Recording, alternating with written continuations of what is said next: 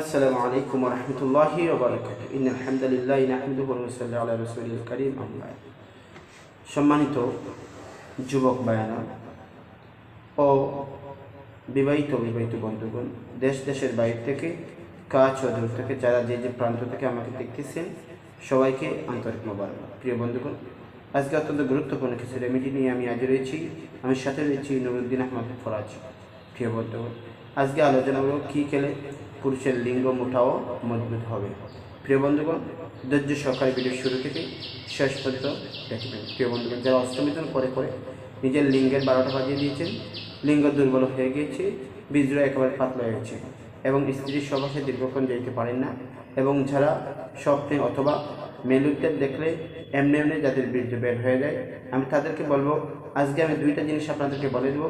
প্রতিদিন ঘুমানোর আগে আপনারা এই দুইটা জিনিস খাইতে পারেন, ইনশাল্লাহ আপনার লিঙ্গ মজবুত হয়। তা হচ্ছে একটা হচ্ছে মধু, আর একটা হচ্ছে অশ্বগন্ধার পাউডার। 1 চামচ অশ্বগন্ধার পাউডারের সাথে 1 চামচ মধু মিলিয়ে ভালো থেকে একটা বড়ি তৈরি করবেন। সেই বড়ি প্রতিদিন ঘুমানোর আগে 1 চামচ এবং অশ্বগন্ধার পাউডারের সাথে 1 চামচ মধু মিশিয়ে খান, ইনশাল্লাহ আপনার মর্দবী শক্তি ভালো হবে, যৌন সমস্যা থেকে আপনি মুক্তি পাবেন।